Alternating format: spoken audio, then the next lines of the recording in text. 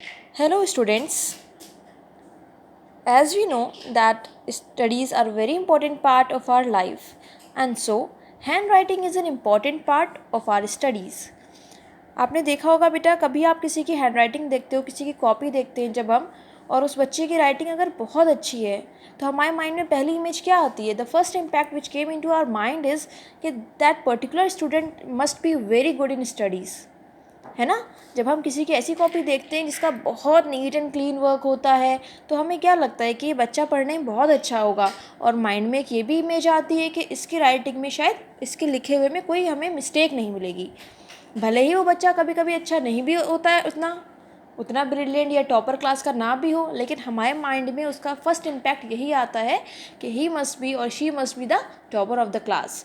और कभी कभी क्या होता है कि क्लास का कोई बच्चा बहुत अच्छा है पढ़ने में, लेकिन जब हम उसकी राइटिंग देखते हैं, उसकी कॉपी देखते हैं, it may be of Hindi, English और एनी अदर कॉपी, तो हमारे दिमाग में पहला इम्पैक्ट, अगर उसकी राइटिंग नहीं अच्छी है तो हमारे दिमाग में एक इम्पैक्ट, अगर हम उसे नहीं जानते हैं इन केस, तो हम क्या सोचते हैं कि ये बच्चा शायद पढ़ने में उतना अच्छा नहीं होगा।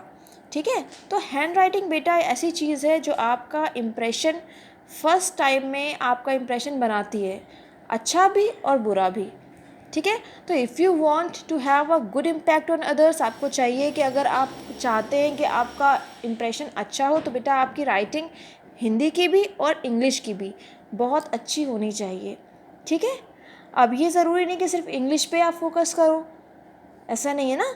हिंदी भी आपको लिखना होती है, Hindi is your mother tongue, तो आपकी हिंदी की राइटिंग भी उतनी ही अच्छी होना चाहिए जैसे आपकी इंग्लिश की हो।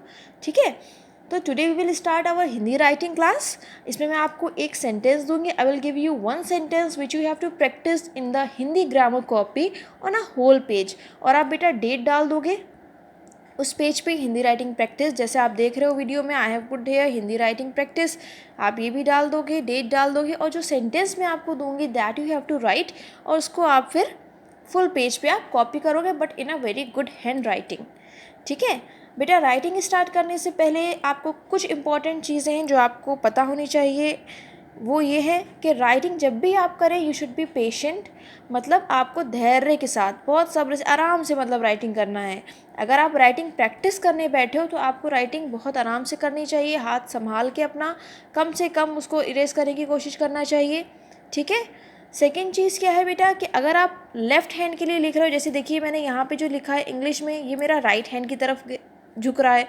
ठीक है, तो अगर आप ऐसे लिख रहे हो तो आपकी पूरी राइटिंग उसी फॉर्म में हो। अगर कोई कोई बच्चा ऐसा लिखता है कि उसकी राइटिंग लेफ़्ट हैंड की तरफ थोड़ा सा झुक रही है या स्ट्रेट है, तो जैसे भी आपने फर्स्ट लाइन स्टार्ट करी है बेटा, आपकी पूरा पेज वैसे ही होना चाहिए। ज़्यादातर मैं देखती हूँ बच्चे ने एक राइटिंग राइट हैंड की तरफ झुकती हुई लिखी, कभी लेफ़्ट की तरफ, फिर कभी स्ट्रेट लिख दी। तो जब इन ऑल हम राइटिंग देखते हैं बेटा तो राइटिंग बहुत गंदी लगती है। ठीक है, तो आप जैसे भी राइटिंग आपका स्टाइल है लिखने का, एक ही तरह से उसको कॉपी करें पूरे पेज पे, ताकि वो राइटिंग आपकी जब इन ऑल हम देखें उसको तो वो खूबसूरत लगे। ठीक है, तो ये कुछ बातें हैं जो आपको राइटिंग के टाइम पे ध्यान रखनी है। कभी भी राइटिंग प्रैक्टिस आप कर रहे हैं या वैसे भी ओवर राइट लेटर्स को मत करिए, वेदर इट इज़ हिंदी और इंग्लिश। जब आप लेटर्स को ओवर राइट, मतलब उसको इरेज करने के बजाय, जब हमसे मिस्टेक हो जाती है ना, हम इरेज करने के बजाय उसी पे पेंसिल चला देते हैं, that looks very dirty, very bad. ठीक है, आप इरेजर का यूज़ करिए उसके लिए। यहाँ पे बेटा I will start with a pen, because if I will write with a pencil may be आपको विजिबल ना हो, आपको उसमें छोटी छोटी चीज़ें शायद ना दिख पाएँ वीडियो में, तो that's why I am using the pen, but you have to copy it with a pencil. आप पेंसिल से लिखोगे। Okay, so we will start now. The line which we are going to write today is, हमें जीवन में कभी भी हार नहीं माननी चाहिए। ठीक है, ये आपका थॉट भी है। देखिए बेटा, आई एम राइटिंग इट।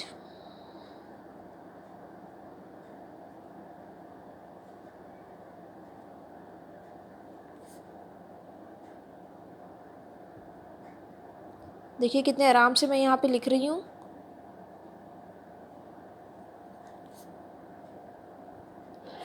अच्छी राइटिंग के लिए बेटा ज़रूरी है आपकी प्रॉपर स्पेसिंग हो वर्ड्स के बीच में। ठीक है,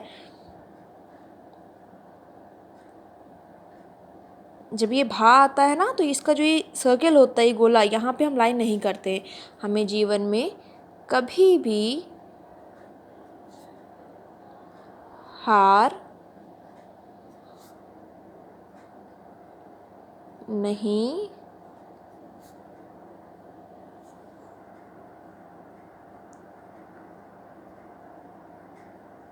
माननी चाहिए। विराम। कई बार मैंने देखा है बेटा, आप राइटिंग लिखते हो, अच्छी लिखते हो पूरी, उसके बाद आप क्या करते हो, विराम लगाना भूल जाते हो। जैसे बेटा इंग्लिश के लिए आपका फुल स्टॉप ज़रूरी है, बिल्कुल उसी तरह हिंदी में आपके लिए विराम बहुत ज़रूरी है। ठीक है, आपको जो ख़ास ध्यान देना है, स्पेशल अटेंशन आपका हाँ जो आप बनाते हो बेटा, बहुत ध्यान से बनाया करिए। हाँ मैं देखती हूँ प्रॉपर नहीं होता है। ठीक है, हाँ पे ज़्यादा ध्यान देना है आपको, बहुत अच्छे से बनाना है। जैसे मैंने लिखा है, देखिए मेरी राइटिंग में प्रॉपर स्पेसिंग है। अगर आप देखो हर वर्ड को तो लगभग सब में इक्वल स्पेसिंग है। तो इस चीज़ का प्लीज़ ध्यान रखिएगा और प्रैक्टिस करते रहिएगा। ठीक है, हिंदी की भी और इंग्लिश की भी। Okay, thank